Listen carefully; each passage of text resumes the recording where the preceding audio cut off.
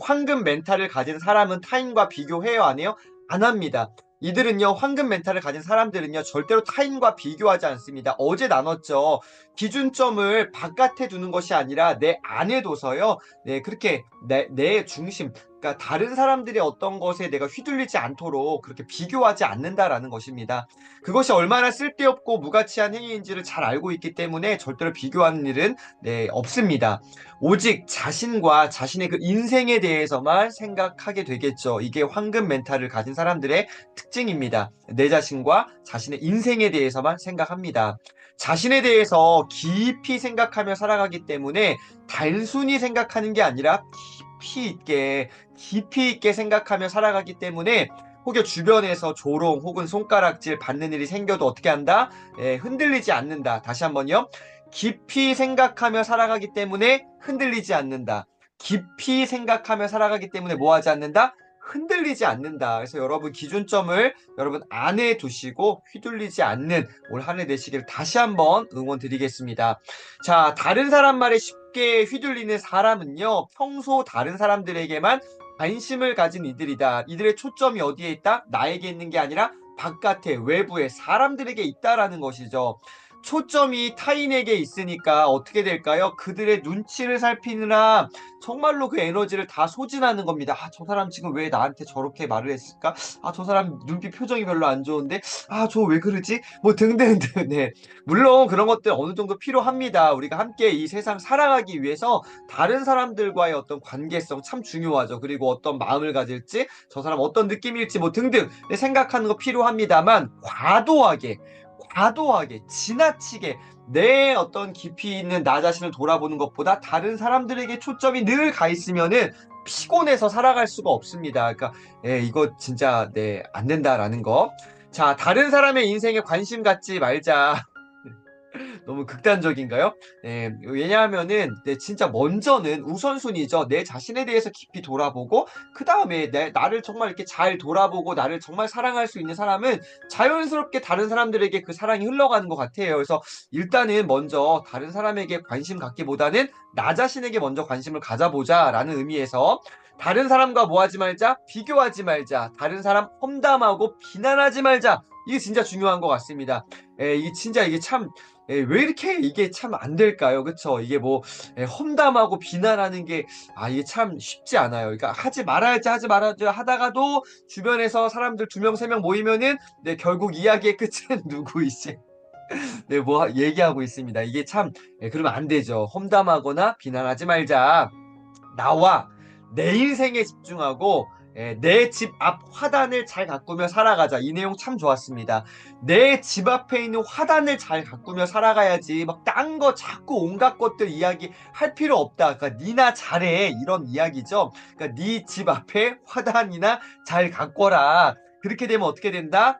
내게서 향기가 난다. 나에게서 향기가 나면은 나의 인생도 나의 삶의 관계도 모든 것이 다 좋아진다라는 것이죠. 그래서 여러분 향기 나고 계신가요? 아니면 혹은 향기가 아닌 반대의 말 뭘까요? 악취가 나고 계신 거 아니시죠?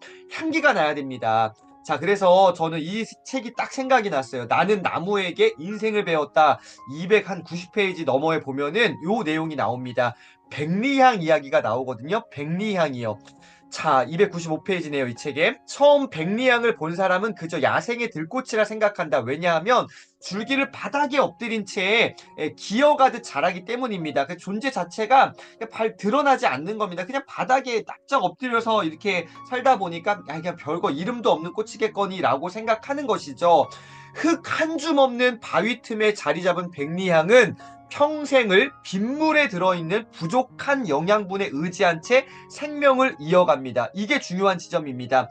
흙 한 줌 없어요. 바위 틈에 있단 말이에요. 그러니까 물을 머금고 있기도 힘들어요. 그러니까 비가 왔을 때에만 그거 그냥 진짜 부족한 영양분 의지한 채 말 그대로 연명하는 거죠. 생명을 겨우겨우 살아가는 거예요. 이 백리향이 아마 이런 마음 가졌을 것 같으신지 어떠신지 한번 생각해 보세요. 아, 짜증나. 나는 왜 이런 데 태어나가지고 왜 나는 진짜 왜, 너무 짜증나. 백리향이 말은 할 수는 없지만 이렇게 말할까요? 저는 그렇지 않다고 생각합니다. 그냥 주어진 자신의 삶에 일단은 인정하고 받아들이고, 아, 그래. 내가 지금 할 수 있는 최선의 노력으로 내 삶을 아름답게 가꿔봐야지라고 한번 생각해보지 않았을까라고 생각해봅니다. 그래서 여러분, 이게 참 중요해요. 백리향의 그 향은요, 온실한 화초의 그 향과는 차원이 다릅니다. 온실 안에 화초, 예, 뭐가 있을까요? 막 정말 그 모든 온도와 뭐 습도와 뭐 조명과 모든 것이 퍼펙트한 완벽한 나이스한 그런 환경에서 자란 화초들과는, 네, 그들과는 차원이 다른 견줄 수 없는 그 향의 깊이가 있다라는 것이죠. 왜 그럴까? 이 문장 주목해 보십시오. 향기 속에 지난한 인고의 시간이 녹아있기 때문이 아닐까. 그러니까 그 향기 안에는, 정말 그 말로 다 할 수 없는 수많은 어떤 아픔과 고통과, 모든 어떤 시간들이 녹아져 있기 때문에 깊이가 있다라는 것이죠. 그래서 여러분의 삶이 지금 너무 버거우신가요? 힘드신가요? 그러면 그 순간들을 통해서, 아, 내 삶의 깊이가 깊어지는구나. 내 삶의 향기가 더욱더 견고하고 깊어지는구나. 그 백리향의 그 꽃말은요, 향기라는 거 플러스 뭐가 들어있다? 용기가 있다라는 것이죠. 용기 있는 척을 하는 게 아니라 그 자체로 그냥 용기가 뿜어져 나오는, 향기가 그냥 드러나는 자연스러운, 이 백리향의 향기가 있다라는 것입니다. 여러분, 질문 드리겠습니다. 여러분의 삶에는 과연 어떤 향기가 나고 계신가요? 저와 여러분의 인생 가운데 우리에게 정말 그 향기가 나고 있는가 한번 돌아봤으면 좋겠습니다. 적어도 과욕을 부려서 악취가 나는 삶이 아니기를 저는 또한 오늘 기대합니다. 우리가 살다 보면은 조금만 더 욕심을 내다 보면은 악취가 날 수밖에 없는 것 같아요. 그래서 좀 뭔가 이렇게, 아, 이건 아닌 것 같은데 라고 생각되는 시점에 딱 멈춰야 됩니다. 그래서 욕심내지 않았으면 좋겠고요. 백리향만큼은 아니더라도 조금은 오래도록 기억될 수 있는 아름다운 향기가 저와 여러분의 인생 가운데 흘러 넘쳤으면 좋겠습니다. 그래서 심겨진 곳에서 꽃을 피우는 삶이 되기를 저는 오늘 또 새벽에 간절히 또 기대하고, 여러분도 함께 이렇게 살아가시길 응원 드리겠습니다. 자, 마지막 좀만 더 보겠습니다. 여러분, 정말 중요한 페이지입니다. 47페이지 보세요. 제가 아하라고 했던 이 책의 몇 개의 포인트 가운데 하나입니다. 한 치 앞도 보이지 않는 막막한 상황에 처하신 분 계실까요? 이런 적 있으셨죠? 또 앞으로도 우리 인생 가운데 찾아올 텐데, 이런 상황들은. 자, 이때 어떻게 해요? 누구나 괴롭고 힘들죠. 어떻게 해야 될까가 중요합니다. 자, 이 이은대 작가님은 네 가지로 정리해주고 계시는데 정말로, 와, 너무 좋았습니다. 사실은 저도 알고 있다 생각했는데 놓쳤던 게 있습니다. 첫 번째 순서 네 가지인데요. 첫 번째는 뭐예요? 잠시 숨을 돌린다. 이거 뭐 우리 다 당연히 알고 있습니다. 그렇죠. 어려운 일이 왔을 때는요, 어떻게요? 숨을 돌려야 됩니다. 맞아요. 자, 그런데 저는 오늘 두 번째와 세 번째에서 제가 놓쳤던 거를 깨달았습니다. 자, 보세요. 두 번째가 뭐냐면 지금 상황을 직시하는 건데요. 아이, 그래, 뭐 당연한 거 아니야. 맞아요. 그런데 저는 이 두 번째 상황을 직시하는 거에다가 세 번째 걸 갖다 붙여서 동시에 했기 때문에 뭔가 아쉬웠던 거예요. 여러분, 두 번째 뭐예요? 상황을 직시만 해야 됩니다. 바라만 봐야 돼요. 여기에 내 어떤 생각과 판단을 가지면 안 됩니다. 이해되시나요?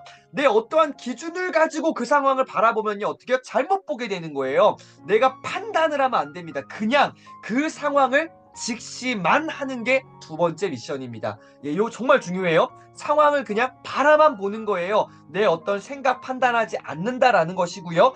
그 다음에 세 번째로 가야 되는데 저는 뭐 했다고요?